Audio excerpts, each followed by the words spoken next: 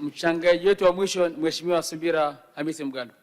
Naibu Spika, nakushukuru kwa kunipa nafasi jioni ya leo na mimi kwa sehemu ya wachangiaji.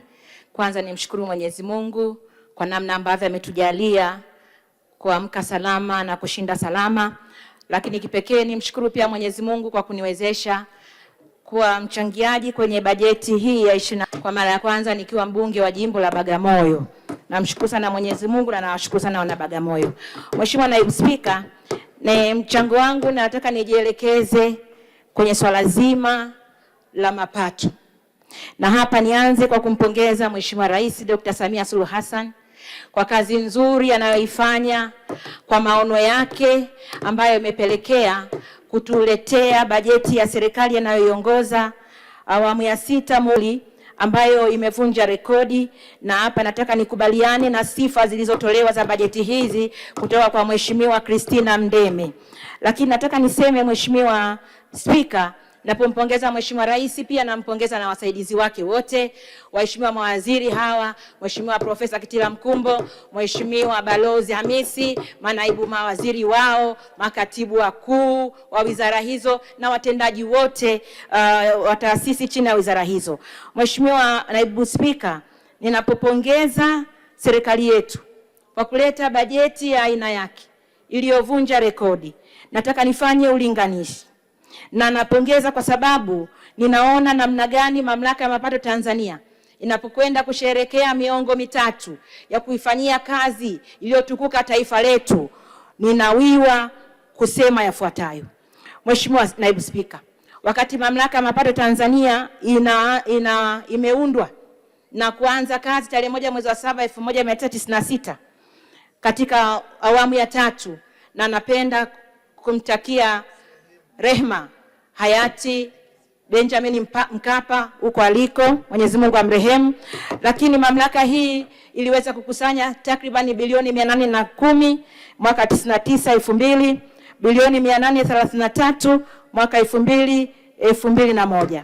Lakini ninaposimama leo baada ya miaka zaidi ya 30, miongo 3, tunayo fahari kuona kwamba bajeti hii kutoka bilioni 810 mfano kuelekea trilioni 62, lakini ndani yake kukiwa na mapato ya ndani trilioni 46 na TRA ikikasimiwa kukusanya trilioni 36.99.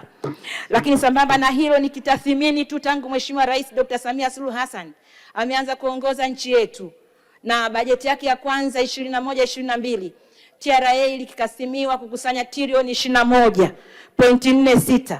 Lakini leo TRA 2024-2025 imekusanya trilioni 30, zaidi ya ongezeko la trilioni 10, na mwaka huu 26-27 tunawapa kazi ya kukusanya trilioni 36.99.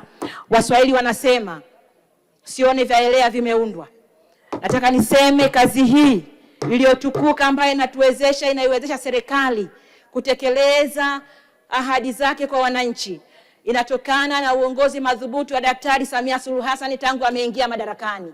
Awamu yake ya 6 imevunja rekodi kadhaa kwenye makusanyo ya mapato, lakini awamu ya 6 hii imeongoza kwa yeye mwenyewe kwa kutoa maelekezo kwamba makusanyo yapatikane yale ya halali, kusiwe na vurugu zozote, na ambao hatua hii imekuwa ikitekelezwa na Mamlaka ya Mapato Tanzania chini ya uongozi wa Kamishna CPA Yusufu Juma Mwenda.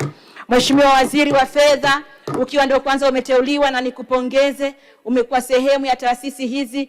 Historia yako nzuri uliisema wakati wa sherehe ya miaka 60 ya Benki Kuu, lakini natambua ulipokuwa kwenye mkutano wa tathmini ya miezi 6 wa Mamlaka ya Mapato Tanzania TRA, kuna wadau pale niliwasikia. Mimi kama balozi wa kodi nilifuatilia ule mkutano, akiwemo mwenyekiti wa wafanyabiashara Tanzania, akiwemo mwenyekiti wa shirikisho la viwanda, akiwemo rais wa shirikisho la sekta binafsi, lakini pia akiwemo mwenyekiti wa Chamber of Commerce Tanzania. Wale wawakilishi wote walitoa ushuhuda pale kiasi gani serikali hii kupitia Mamlaka ya Mapato TRA Tanzania ilivyoimarisha mahusiano yao na wafanyabiashara, TRA imekuwa rafiki. Wote wale walitoa ushuhuda. Tumeshuhudia kamishna akifanya ziara nchi nzima kuongea na wafanyabiashara. Tumeshuhudia TRA ikitenga siku mahususi ya kila Alhamis kusikiliza wafanyabiashara. Tumeshuhudia TRA ikianzisha app yao Sikika.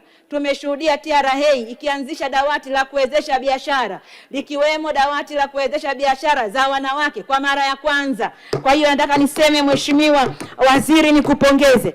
Tumekuona ukikabidhi magari ambayo ni ofisi za kutembea kwa mara ya kwanza.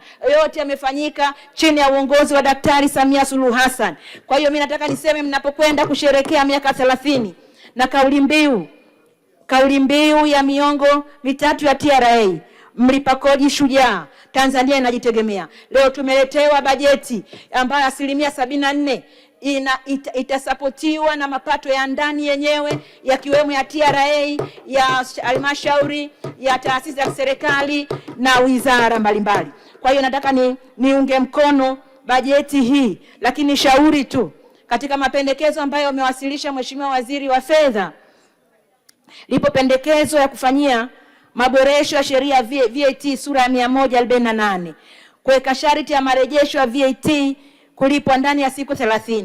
Tunatambua nia njema ya serikali ya kuwatizama wawekezaji, wafanyabiashara, lakini tunatambua sisi, kwa sababu ndio tunawashauri na ndio tunawasimamia, tunatambua TRA ndio kwanza imeanza mfumo wa IDRAS, lakini tunatambua serikali mnavyobeba dhamana, mnapokuwa na hii mmesema iwe na attract penalty, tunawiwa kuwashauri serikali bora ubaki utaratibu ule ule wa zamani ili kuipa nafasi TRA, na sasa hivi mmehakikisha mmewaongezea customer processing fee kutoka 0.6 mpaka 1% ibaki ndani ya TRA ili iweze kuimarisha. Kwa hiyo naishauri serikali kifungu hiki kifanywe marekebisho, kibaki kama ilivyokuwa ili kuwasaidia TRA.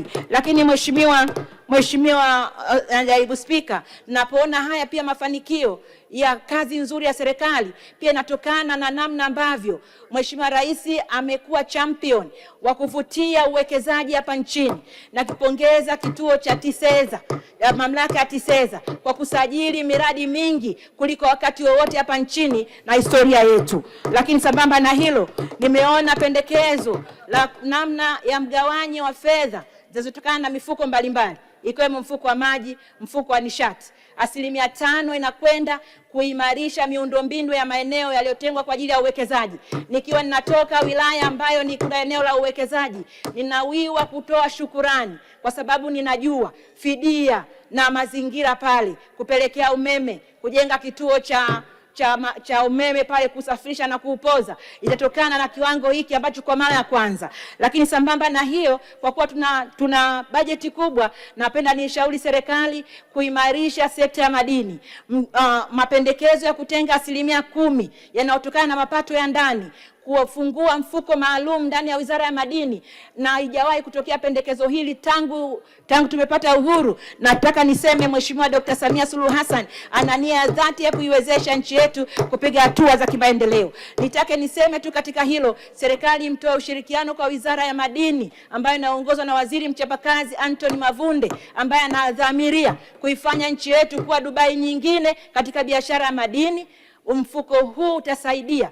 Tulikuwa na takriban bilioni 52 tulikuwa tunazitegemea kutoka Spain kwa ajili ya kuongeza kiwango cha utafiti, lakini hatukufanikiwa kuzipata.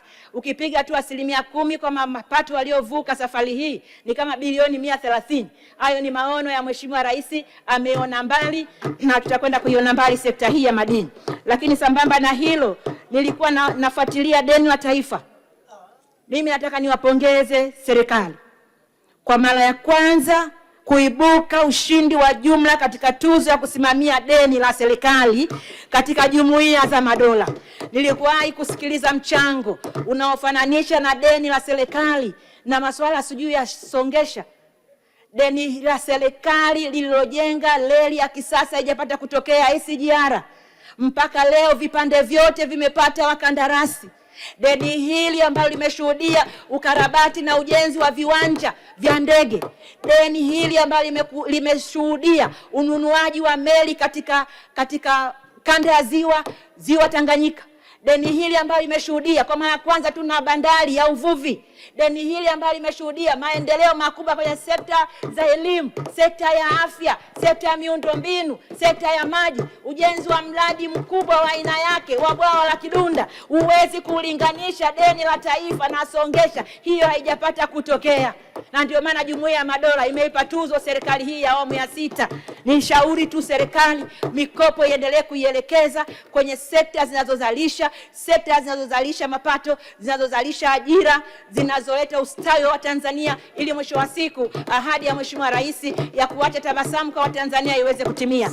Mheshimiwa, naomba kuunga mkono hoja hii na kuwatakia kila laheri mawaziri wetu, watendaji wote wa serikali, na kazi iendelee, kazi na utu, tunasonga mbele. Mheshimiwa Rais wetu, tunakupenda, tunakuamini. Mungu akubariki sana. Asante sana.